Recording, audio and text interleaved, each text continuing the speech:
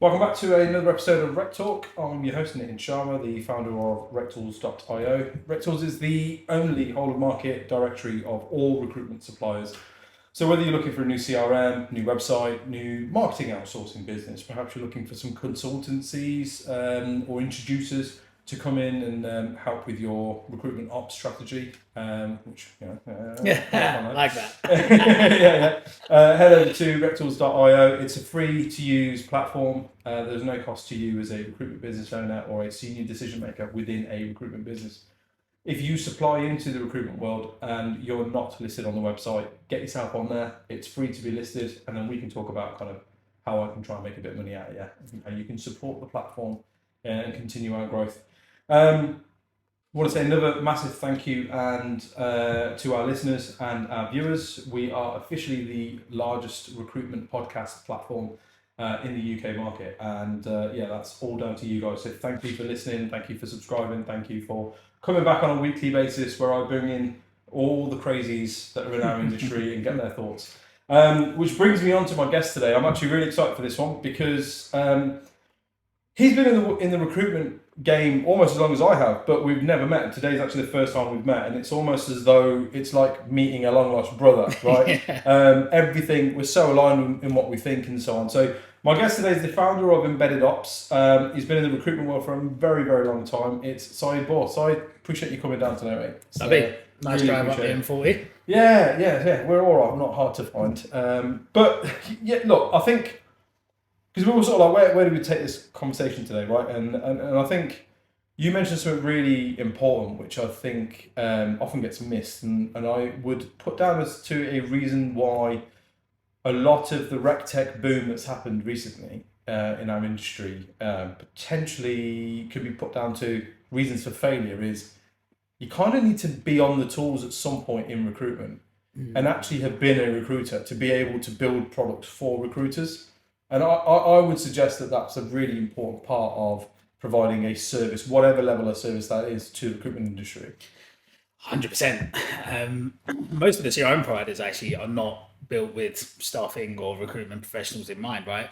Actually, I think Hire Genius is one that's been built by Dan Malker, who's a recruiter, and actually you can tell in some of the nuances in the product. But I think just supplying into the industry, it's just a credibility thing for me. I mean, most of the clients that I work with are just happy to work with me because I've been a recruiter in the past and I get it, and also managed recruitment teams, managed contract books and so on and so forth. So having that lived experience, I think, does help in guiding people. And I think people just feel a bit more confident in what you're saying to them. Yeah, no, I totally agree. I think, again, being a former business owner of a recruitment agency and formerly working for one of the largest in the world, that gives you so much more, not just credibility, but actually understanding. And I think that's the key, isn't it? You see a lot of tech that does well out there because it's built by recruiters for recruiters. And, again, I think we're in a new age now in terms of tech, in that you can build out an MVP or a proof of concept in terms of a product or service without needing too much technical input, because a lot of it is low code, no code. You can get to a usable product being a recruiter or a former recruiter. And then you can kind of scale that out with sort of more technical professionals. But so you spend a lot of your time kind of supporting recruitment businesses on a variety of different things. Let's unpick that a little bit. So, what is Embedded Ops? What are you guys doing? So Embedded Ops, actually, when I first launched it, I was like, took ages to try and come up with a strap line, and I came up with business operations partner for growth, because I felt like you needed growth in there. And it is business operations, but actually what I've now kind of landed on is just helping recruitment agencies grow just through operational success. Okay. Now, in my world, operations is everything non-sales. So I actually throw like marketing, L&D, finance, everything, all of that, I just throw into operations. Right. But you might have a more standalone finance function because that's obviously needed, more mature if you're a contract business and so on and so forth. But in my head, operations is everything that sits on the other side, because you want all of those functions and departments to kind of speak to each other, be on the same hymn sheet and so on and so forth. Because I think company strategy is pushed through your back office functions, your operations team, and so on and so forth. So what I do is I work with mostly founder-led agencies, typically sub 30. Depending on their size, I either do higher level advisory stuff on a retainer basis, where maybe we're having a day a month, having a chat through what needs to be done, how we're getting on, or if everything I do comes with a weekly 1 hour call, because I've learned through past experience that if someone's coming in once a month, it's 2 days before they're next in that you're rushing around trying to get stuff done. So the weekly piece is an accountability stuff. For the larger agencies, I'll do discrete bits of work. So I've just finished doing the second data day in a 2-day engagement. Agency, finance, insurance, 20 headcount, job adder, one app's going in.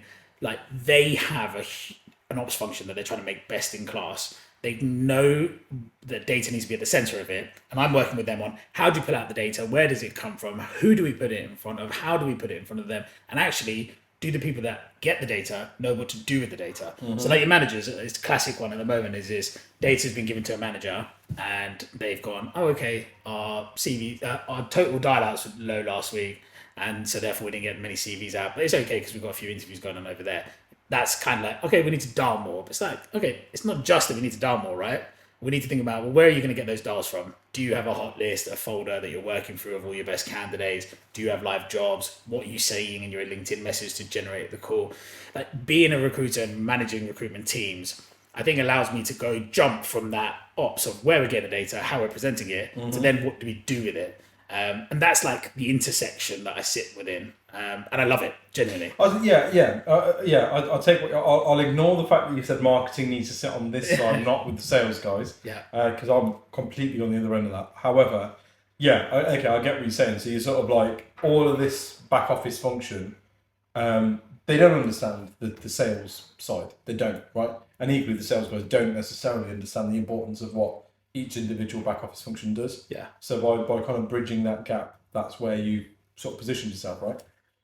What are the kind of inquiries and stuff that you're getting? What's the trend at the moment that people are kind of like worried about? Data-led decision making is like the strapline right now in recruitment. Yeah. Everybody's sort of banging that drum, but what does that actually mean? Do you know what? It's like, the question is how good is my CRM? What's my data like? You know, it's just classic. It's classic owner ops people stuff. It's just you can just tell what. It's not a dig on them, you can just tell what level of maturity they're at when it comes to understanding database and data by how they ask their question. But actually, these people are usually phenomenal recruiters and salespeople and so on and so forth, so they don't understand it. So that's a big question at the moment. How good is my database? Is my data good? That's like the broadest stroke I'm getting. The other question that's coming up a lot at the moment is, like, what does that mean? Let's park that one for a minute then, because we can either come back to it. You can answer that. Yeah.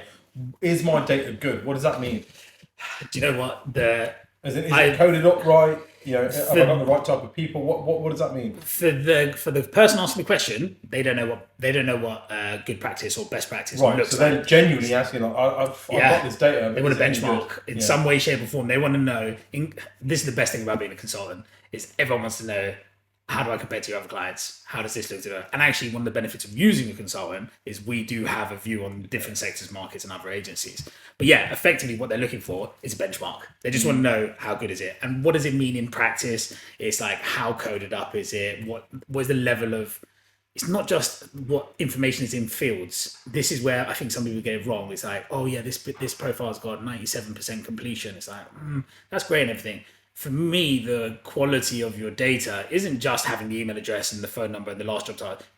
That's fucking obvious in my opinion. It's the quality of the notes and also maybe the categorization of the notes. So same agency I was working with yesterday, the data consultancy piece, have a bucketed candidate calls. That's one note type as candidate calls.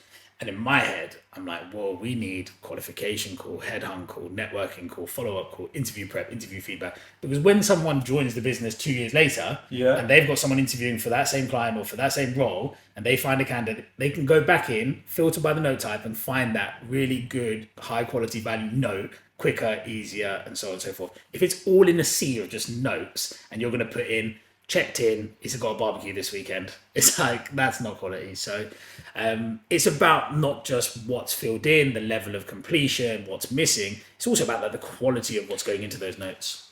Interesting. Yeah. Okay. But I guess sometimes you're bound by the CRM that you're using as to whether or not you can categorize those notes because quite often it's just being equal, right? Yeah. Well, you say that honestly, so I've worked with Vincere, Bullhorn, JobAdder, I've seen Loxo, and so on and so forth.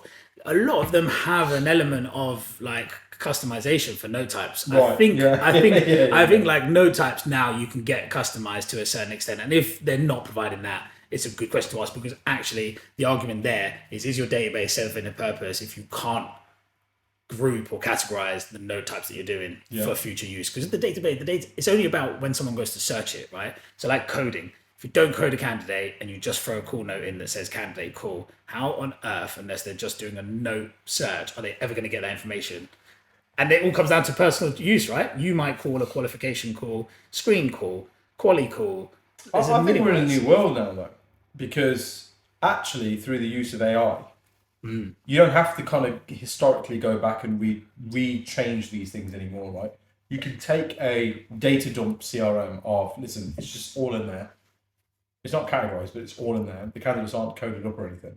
You can train an AI bot to now go in and data cleanse that information and put all the shit where it needs to be. Yeah. Do you know what I mean? Yeah, 100%. I think that AI for data cleaning or data categorization is huge. One that I heard of yesterday, never heard of it before. What on earth was it called?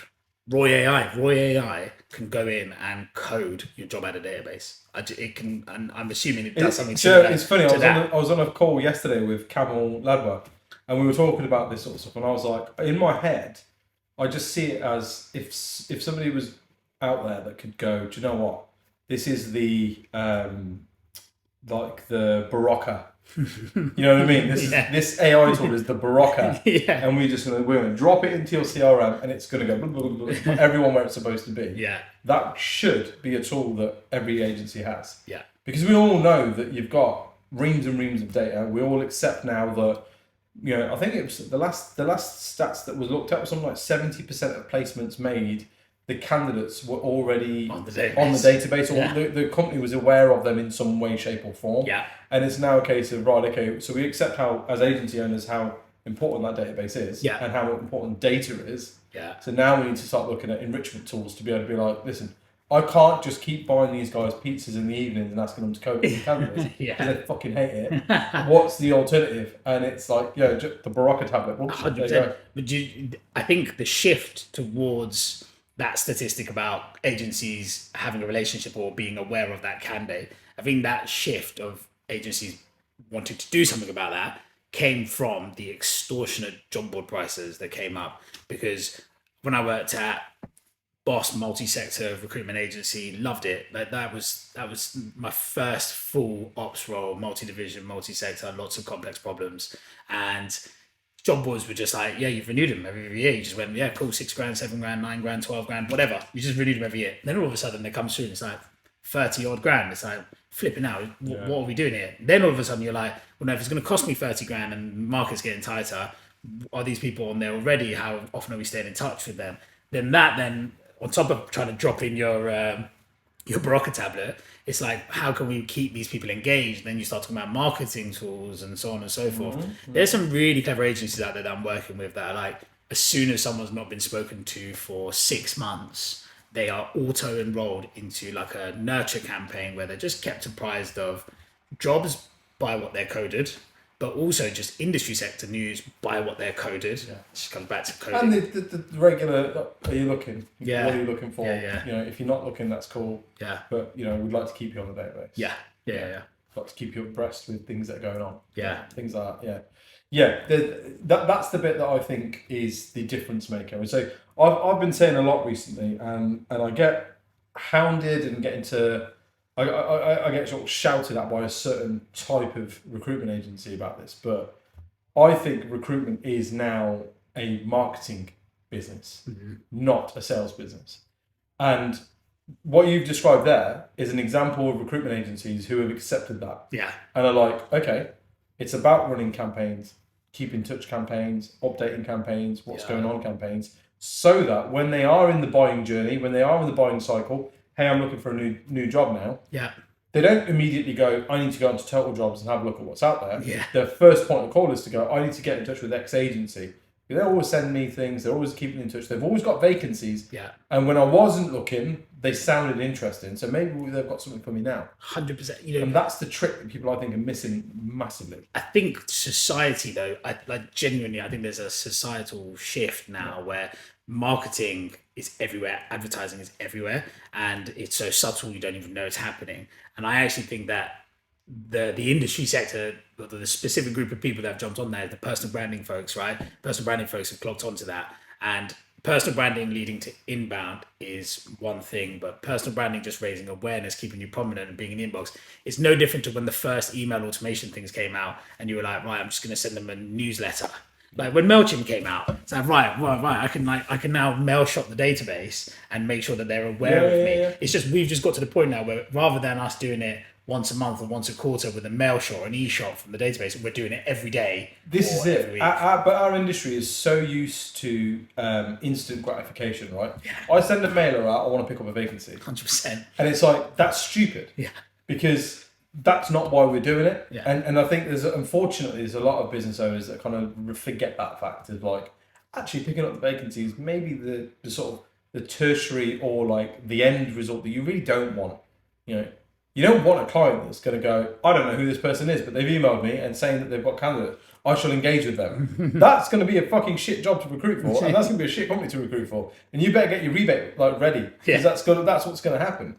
But for some reason, because we force ourselves to look at KPIs and we KPI people on number of jobs taken on that week and number of interviews, you then end up in that situation of, okay, yeah, call times are a bit down and this is a bit down, but we've got the right number of interviews, so we're okay. Yeah. Like, you know, we're making placements, it's okay. And then they're the ones that get halfway through the year and go, sorry, what the fuck's going on? What are other people doing? We've obviously done something wrong. 100%. Right? But KPIs are such an interesting thing. Like, I always describe myself as old school enough to appreciate the need to get on the phone and have a bit of hustle. Like, it's a sales job.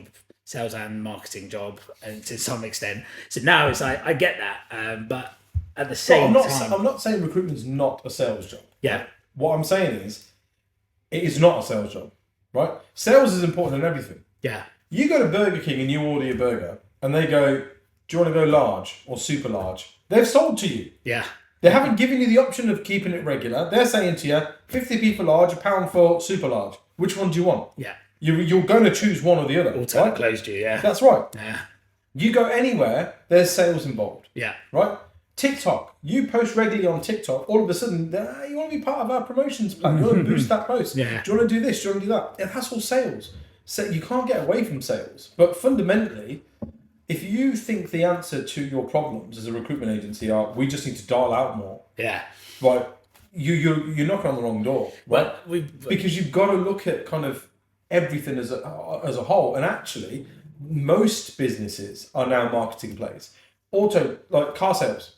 Yeah. Car sales historically was always a sales job. Yeah. That's a marketing job now. Right? Yeah. You go onto Auto Trader, you find a used car that you want.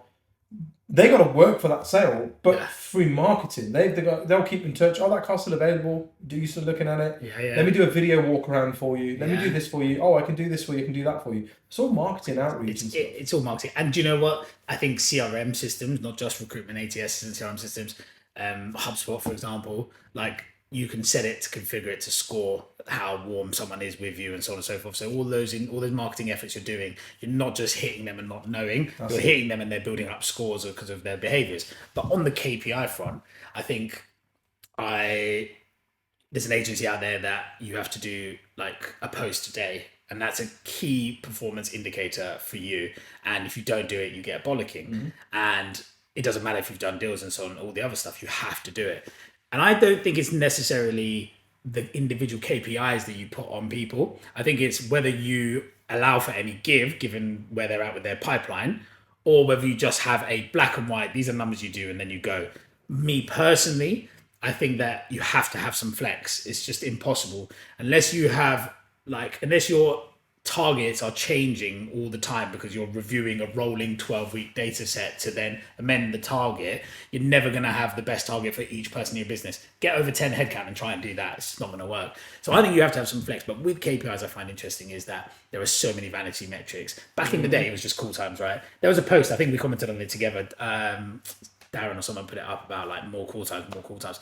Back in the day, that was the only metric really that like the only way you could impact change about your performance was picking up the phone and calling someone off of a spreadsheet or off of a database. Mm-hmm. And I think that that's still the case in some ways. You can impact your own day by picking up the phone and calling. You can impact your week or potentially day by posting more on LinkedIn and so on and so forth. But I think it comes down to what you have going on. So if someone has fuck all going on as a recruiter and literally you've got no calls in your diary, you haven't done a mail shot, you haven't got any candidates interviewing, what else have you got to be doing apart from calling candidates from the database? I just don't see what you think you're going to do in a full week. It's a blended approach, absolutely. I completely agree that KPIs, well, I've always said KPIs should be individual, not, because you will have, and I had a team of very different people, right? Some were really good on the phones, but would dog shit on LinkedIn. Just did not engage, did not get engagement, they just didn't have, not the charisma as such, but sort of the personality to do that. I had some that were like a good combination of both, really good on the phone, but actually could pick up on a meme niche and relate that back to recruitment and what they're doing and understood the concept of, right, I put this sort of stuff out. I had others that were dog shit on the phone, would never post on LinkedIn, but would only use their LinkedIn to message out to super niche candidates, but was so good with written communication that they would get the buy-in from that candidate of, I like you, okay, yeah, fine, let's do business, right? And there was a period of time when my former business partner would be like, right, I'm going to take the guy that messages on LinkedIn and that's all he does, and I'm going to force him to dial out, and I'm going to listen to his phone calls. And the poor chap used to literally look at me with his puppy-dog eyes like, help. Like, I've got more billing than anybody else. I've got more in pipeline than anybody else. My market moves slower because I'm in a very, very niche market.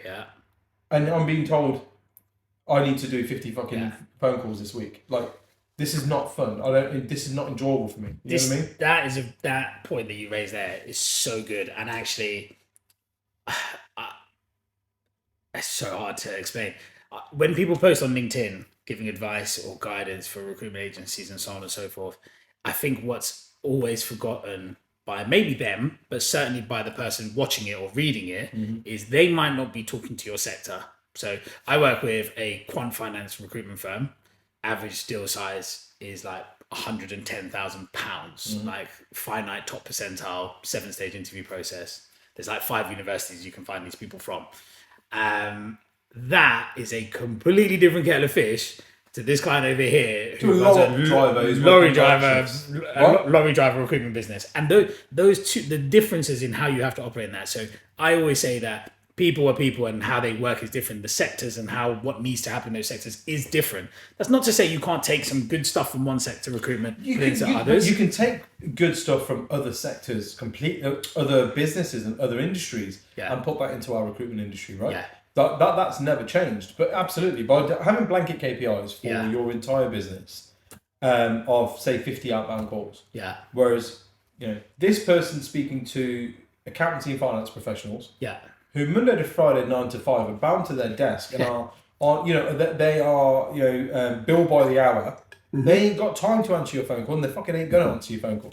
So be prepared for that consultant to say to you, no one's answering the phone calls. Right? If you've got this one over here that's trying to find forklift drivers for a night shift, and you're making them make phone calls at 10 in the morning, the people who their target market is, they're sleeping. 100%. They're not answering the phone because they're sleeping. Like, 100%. Figure out a new way to attract candidates in your market, and that's where the marketing comes in, right? Because you have to do an analysis piece of, right, this is my market. This is what those people are doing in that market.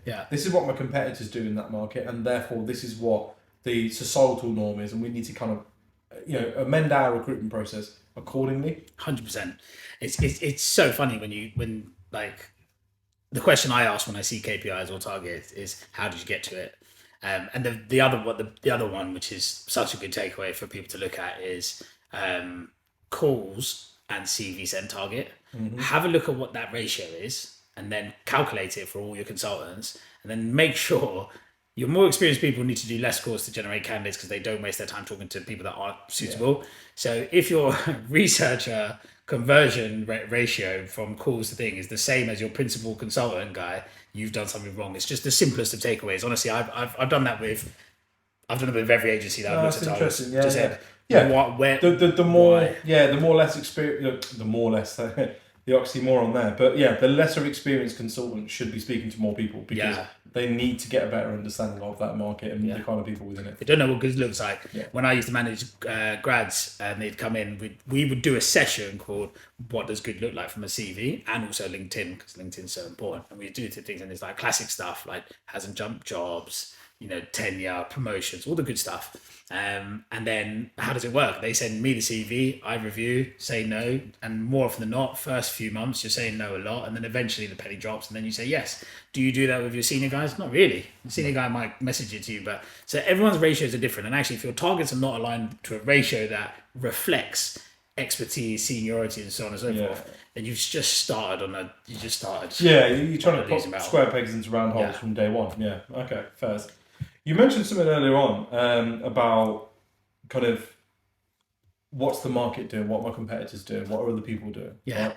That was a big thing that I had at the start of this year because everybody that I spoke to had a pretty dreadful 2023. Yeah. Right? And there was a handful that did really well. I had the guys from Mixos on who they were fascinating people. Right? They were great. Mate, honestly, they were like, when I had the first call with them, and they're like, so what do you want to go through and stuff? And I was like, well, most agencies I've spoken to have had a really tough year. And they're like, we haven't. Yeah. We've had year-on-year growth. I know. Like, month by month, we're smashing it. She was a character. I loved it. It was phenomenal. And I was like, but do you understand that people in your sector are struggling? Or like your competitors are struggling? She's like, no.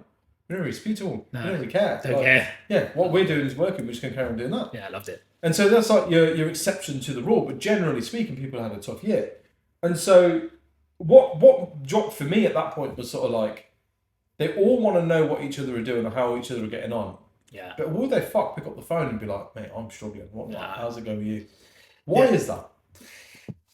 It's back in it's that old school mentality. I think just as an entrepreneur, I think it might be the old school entrepreneur mentality of I'm onto something good here. I'm making loads of money. I'm going to keep my shit quiet. I'm not going to tell people who my biggest biller is. I'm not going to post about that on LinkedIn. Why would I do that? Someone's going to come and nick them or whatever because you weren't doing. You knew you weren't. Which is a fair point. It's a fair point.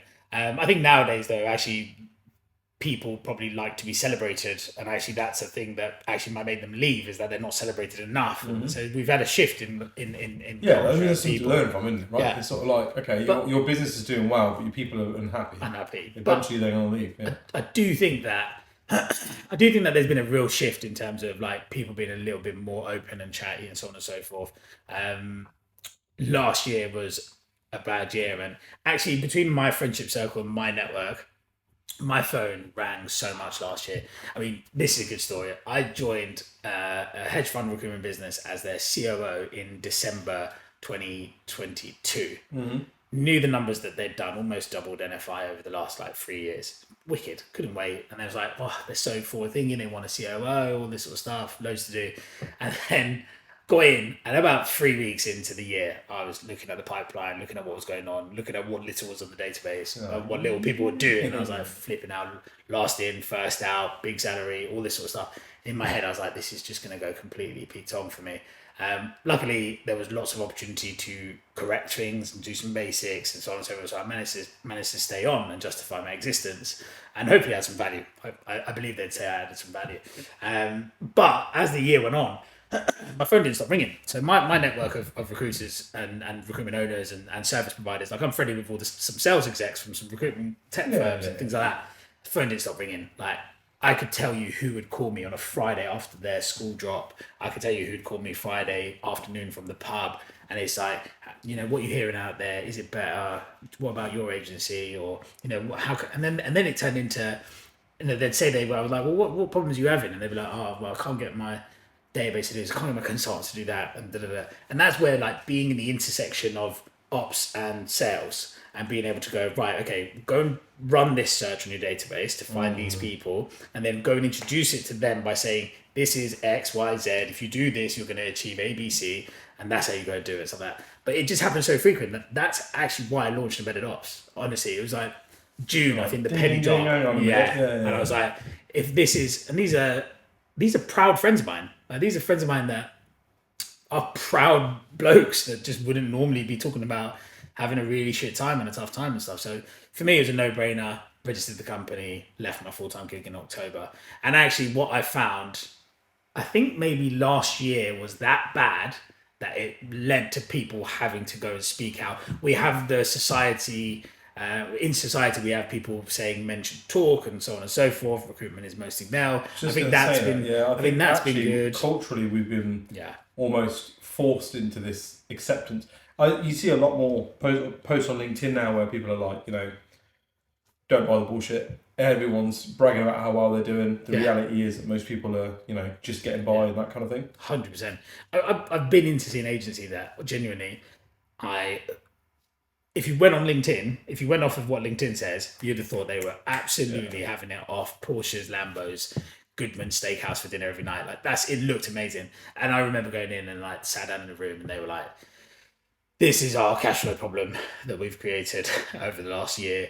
And this is our headcount, this is what we're doing, this is what we've got coming. And it was just like, whoa. It's like, you know, that was meant to be a half day, quick operational audit. Yeah. It then turned into a week-long engagement where they were like, can you come back in for the rest of the week with us? And I spent that whole week with finance director, owner, some of the senior leadership team to understand whether their recruiters were going to be right to stay on and stuff like that. But yeah, I don't believe anything that you see out there personally.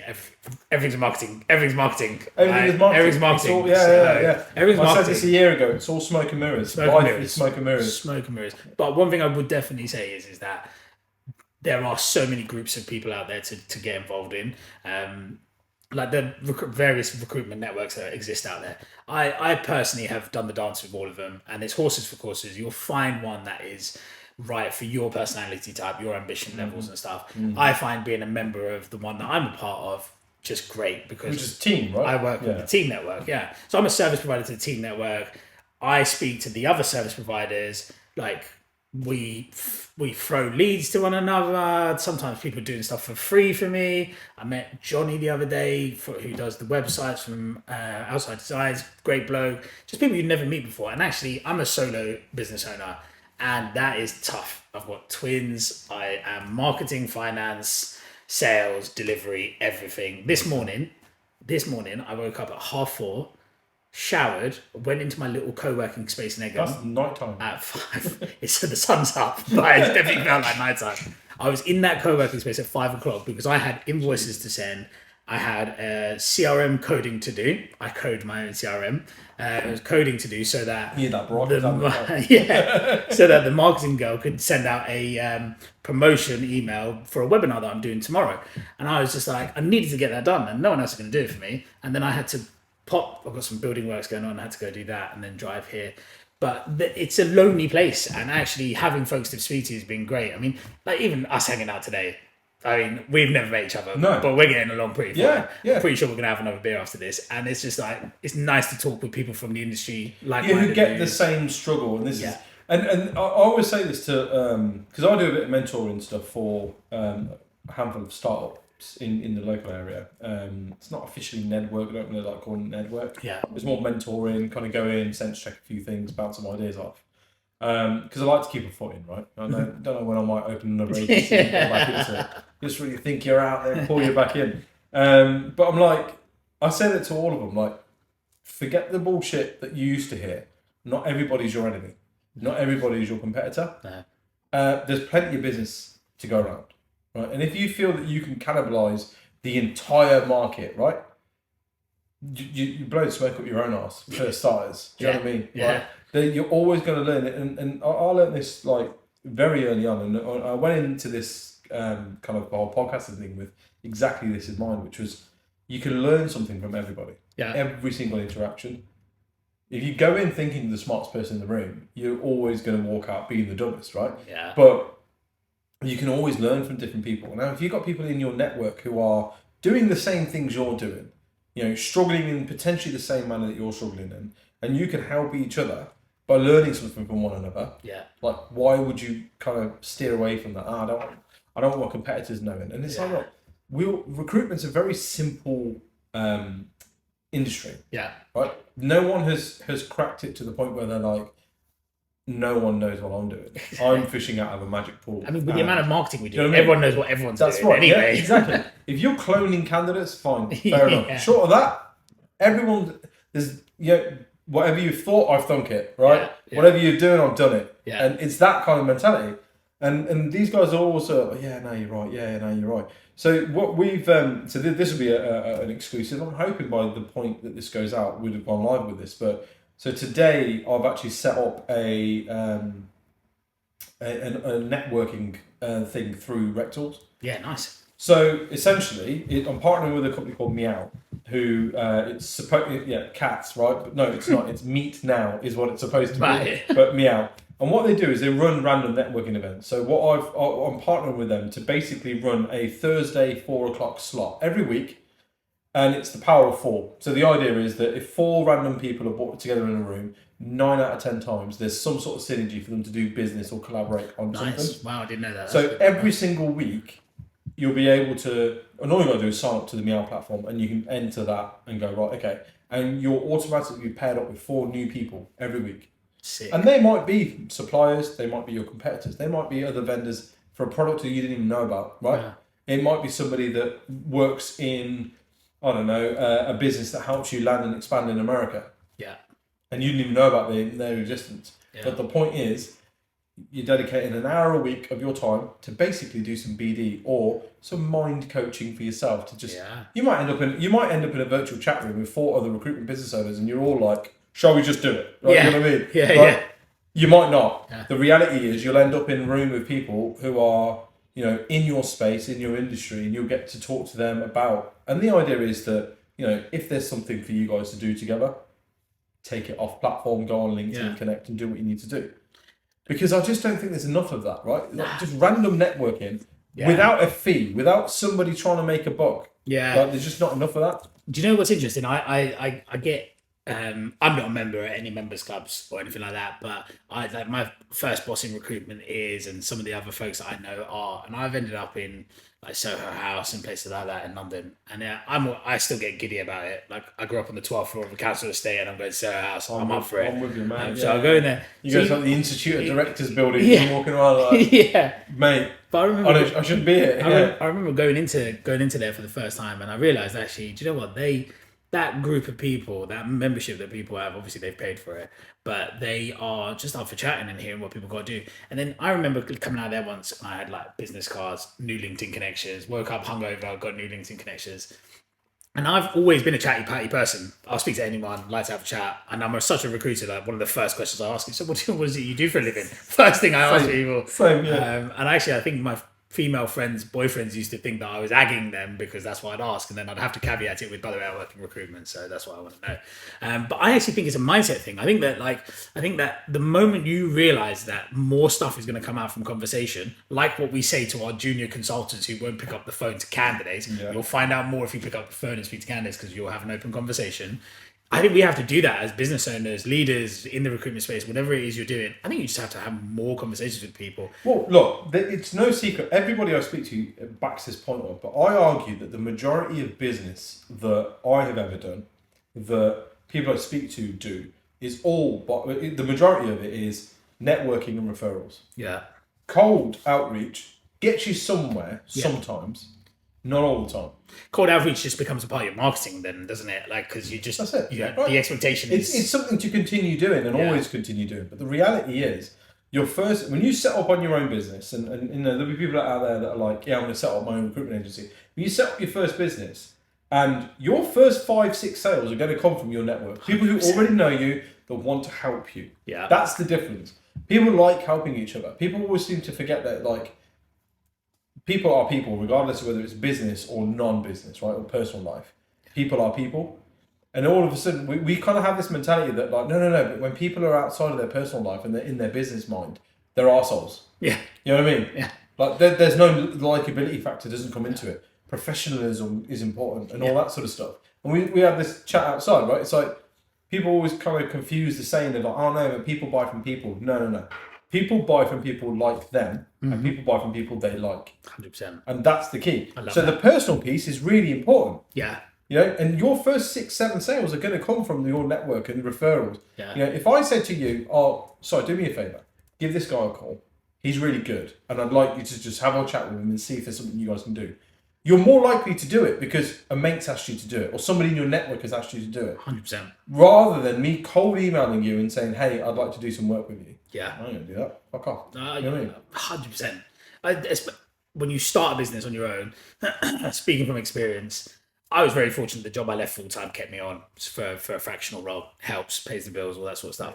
But pretty much everything else that I got was off the back of referrals. I got the most mental referral 2 days ago. When I was an ITSM recruiter, used to recruit for BMC Software's Remedy product, and there was an ex-BMC software sales lady in America who then set up a staffing business, and she picked up loads of work, couldn't fill it. She got in touch with the agency I worked at, and then we filled from Teddington in southwest London these roles in Virginia, and through this lady, loads of business together, split deals. American fees were big, so the split was great. And then that business died the death, gone on. I haven't spoken to this lady in probably 10 years, I think. Yeah, 10 years. And she messaged me on LinkedIn the other day saying, what are you doing these days?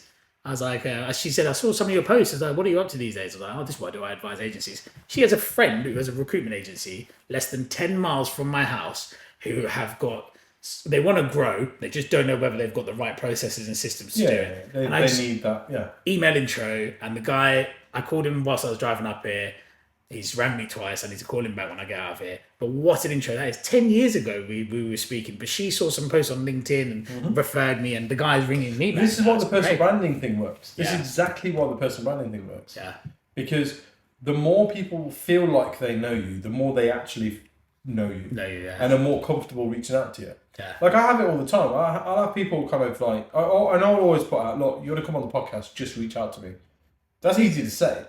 But it takes people kind of like either an introduction or a warm exchange before they're like, oh, can I come on your podcast? Like, yeah, of course you can.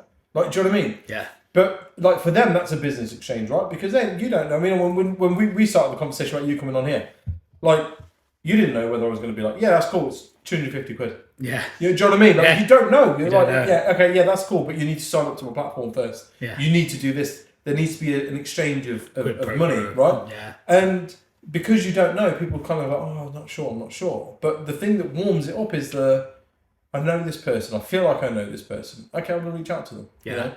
And I don't think, taking it back to the point, I don't think recruitment agency owners do enough of the, let's all just get together and go, guys, what the fuck? Because if they did more of that, do you know who that would absolutely support and help? Is these RecTech firms that we say, you're building products that are not built by recruiters for recruiters, and you don't get it, right? Yeah. But if you guys are comfortable sitting in a room together and chewing the fat and all being like, man, we're fucking struggling, and one of you go in, well, I ain't struggling, I'm doing really well. Have you tried this? Yeah. You know, when you're comfortable doing that, those RecTech providers will eventually start inviting you to a round table and saying, right, guys, what do you need? Yeah. What are we getting wrong? How do we build this Barocca tablet for you? Yeah, like, do you know what I mean? Like, 100%. what do you actually need? But because we're so like, no, don't talk to me, don't talk to me. Like, I'm doing great. Look at my Lambo. I'm doing great. I don't know why recruitment agency owners, I know that they're busy with their business. I don't know why they don't speak to, I always speak to salespeople. I feel like I get sales calls from products all the time. I take every call. And if they catch me and I can't speak, I tell them to call me back when I can. Like on Friday, I'm planning on being quite hungover after England. So I'm going to sit there and I've booked in like 6 product calls. Because I'm just going to sit there and listen to what they say. And I tell them, what problem are you solving? And so on and so forth. And I just love hearing it.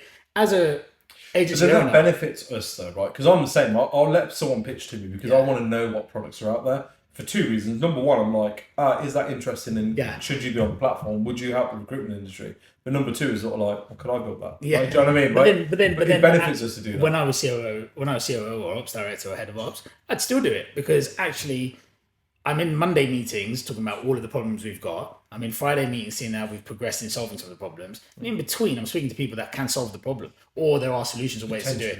I might speak to someone that says, actually, we have this wonderful bit of kit that will do this and do this and do that.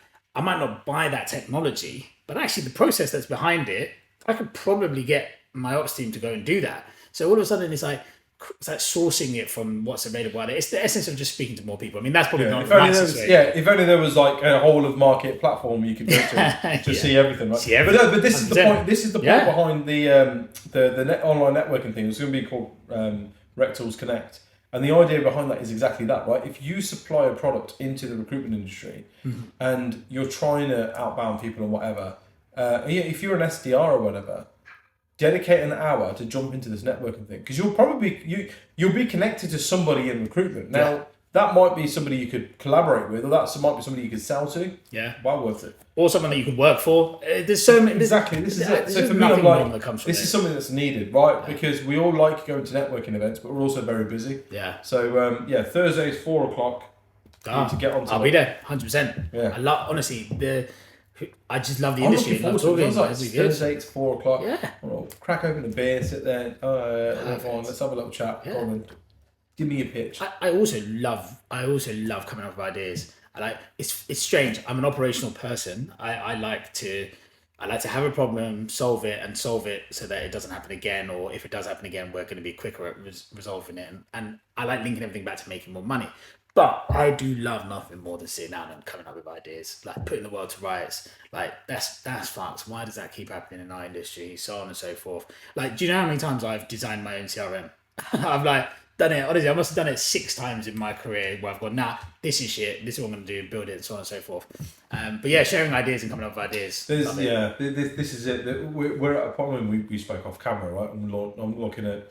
I'm building at the minute, but AI tools. Yeah. I'm not a tech person. I understand recruitment, right? And it's like, you could build the absolute finished article, but that scares the fuck out of recruiters because they're not ready for that. You need gateway products, right? You can't jump straight to the brown. You've got to have the, do you know what I mean? Like, you need the gateway stuff. And that's the difference in terms of mentality between a operations person to a techie person that's like, I can build the perfect solution. I don't need the perfect solution.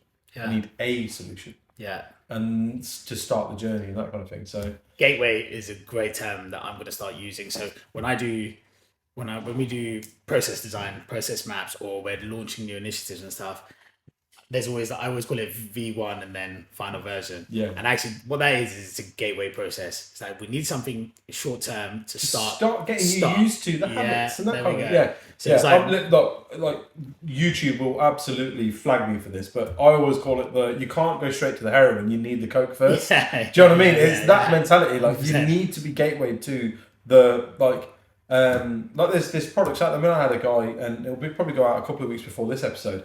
Davok, who's built an amazing bit of AI kit that is a sort of a sales co-pilot, right? Listens into the call, is fed in basically the product suite, and therefore I found this on the web for it.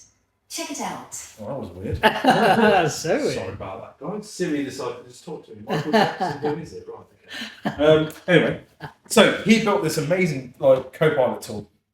Listens into the call, suggests a load of products and services. And sort of prompts, has little gauges, conversations more this way, that way, this is the tone of the call, nice. Don't close yet, close now, they mentioned this, we have a product that does that kind of thing. Clever. And I spoke to and I won't name them yet because I know that it's still under construction, but I spoke to somebody who's building that in the CRM space, in the recruitment industry. Amazing. And I was like, it's too soon. You think it's too mature for recruiters? Wait, it's not even that. It's not that it's not right for recruiters. It's like we have people in the industry who still don't understand that ChatGPT isn't just a write me a job spec for finance director in Coventry for this business, and then go, this is crap. Yeah, because you haven't prompted it, you haven't worked with it. You got to train it and retrain it and work until you get the It's usually like the 8th or 9th iteration is the finished article. Yeah. We've got people who are at that end of the scale, right? That you're asking them to download a VPN and they don't know how to connect to the internet. Do you know what I mean? It's that sort of level of jump. Yeah. And that's where I was like, lowest common denominator is what you have to think about, I guess. Yeah. The tool that needs creating first, which is what I'm building at the moment, is exactly that, which is, look, I've done the prompting. Yeah. I've done the training and the data that's inputs and all the rest of it. What does good look like? What does bad look like? I've done all of that. This is a GPT in a wrapper, right? Very open about that, but it's affordable. It's a low cost solution to get your team used to AI and using AI in an appropriate manner. Yeah. So that when it's time to make that next jump and jump from the white to the brown, Yeah. it doesn't feel, oh, this is weird. Yeah. Something's listening to me. Yeah, you've been through the gate. Yeah, that's really interesting because I've heard about GPT training, or you can train GPTs or create specific GPTs. A friend of mine's older brother is just a genius. He's created his own ERP software, but he's just a techie. Yeah. And when ChatGPT came out, I met him once. He was visiting from Spain, and he was just like, "It's gonna change the world, man. It's gonna change the world. Like, you've got to go get the premium version and train it, do this, do that." And he was like, I looked at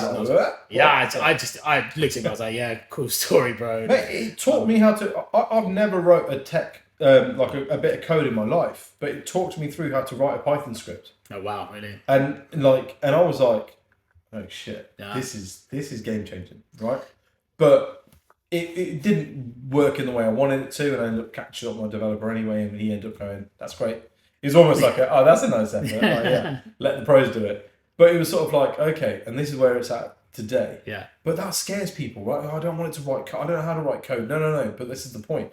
Like, I realised the other day that actually if you gaslight it, it produces much... It's almost like it initially always produces some poor quality stuff. Mm. And then when you start gaslighting it, it starts producing better stuff. Mm-hmm. And so I was like, I was working on our Boolean builder on the AI playground. And I was like, okay, yeah, do this. It's like, yeah, there you go, it's ready. So I was like, okay. No, make it better. This is a 6 out of 10. I want an 8 out of 10. And it was like, right, okay. Well, I suggest we do this, and this. Are you happy with that? And I was like, yes. And it puts it on like, okay, that's an 8 out of 10. How do we make it a 10 out of 10? Yeah. Let's make it the ultimate Boolean builder. Yeah. And it's like, that's a fantastic idea. Here's what we can do. And it was sort of like, this is hilarious. Is that managing a grad recruiter? Yeah.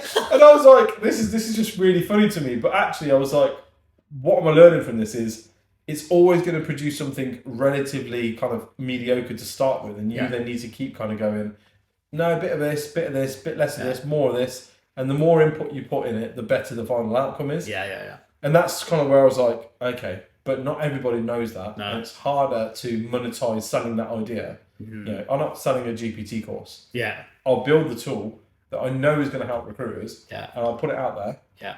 And that will...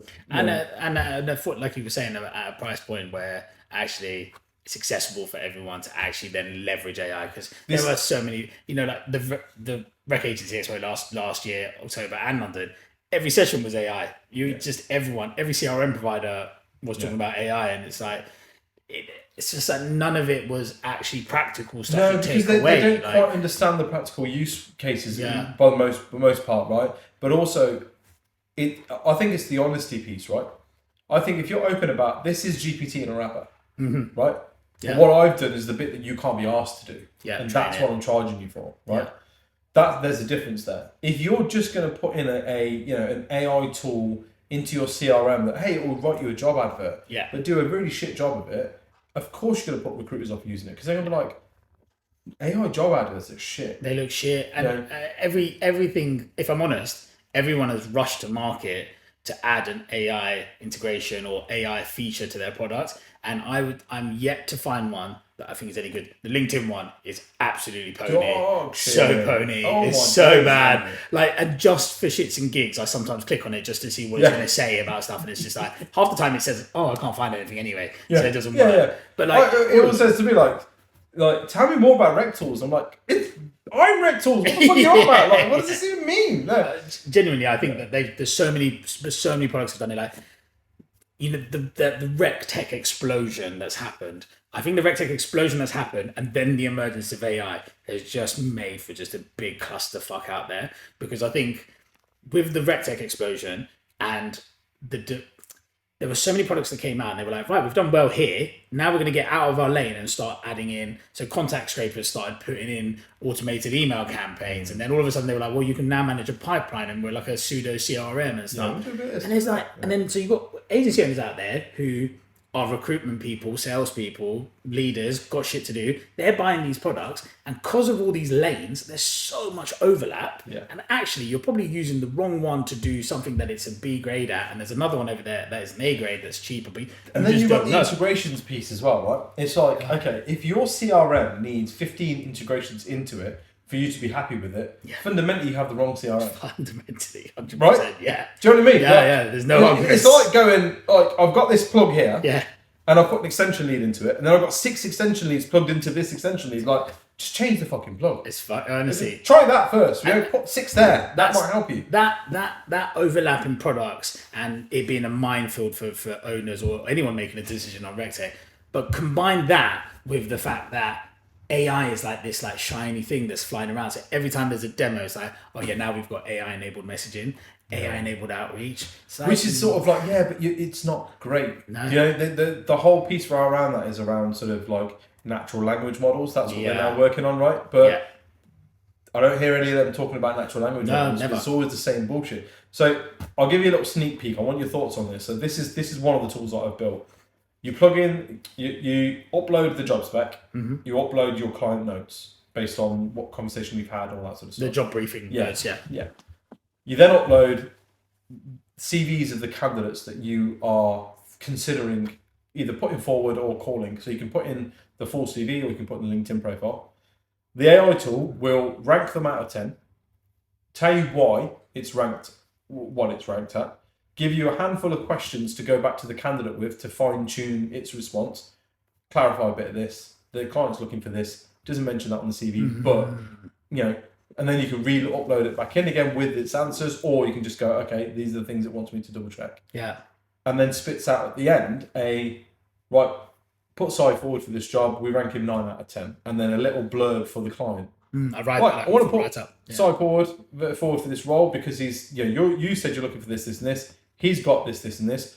One of the things I'm unsure about is this. However, I still think he's a suitable candidate for the following reasons. Copy paste, boom, send it off. Yeah. So it's like almost a validation tool of the candidate you're working with is great. Yeah. Put them forward, or have you considered this about this candidate? From the validation standpoint, that sounds wicked, but also from what's the session? I said we do that session with juniors on what does a good candidate look like. So what we do is when you're doing that, you'd go green flag, yellow, and red, right? Yeah. Reds, if there's more than one red, you probably won't bother calling. But if there's one, you might ask about it. But the yellows might be a LinkedIn profile might say that they were a project manager for an SAP S4 HANA program, but it might not say what modules that included or what part of SAP included. So one of the yellow flags, or one of the things that I would be saying to the researcher or graduate would be like, right, so what do we need to ask about this job? Like, I need to ask what industry sector, what modules, and so on and so forth. So actually, with the this tool would do in that scenario would say this person's got SAP HANA. Yeah. However, they've got no mention of what modules and industries they've used ask it in. Modules. This you need to clarify. Yeah. At the minute, the candidate sits as a 6 out of 10. Yeah. With all of this information added, you're looking at an 8 or 9 out of 10. See, so I trialled this with a client, like an old client of mine, and she gave me it was a data position, and I was like, look, can I been on tools for a while? But yeah, I'll have a look at it. Built this tool, got it working, and essentially put in 7 CVs it was just LinkedIn profiles actually, winning CVs. 7 LinkedIn profiles of candidates that I found and that I was connected to that I thought would be good.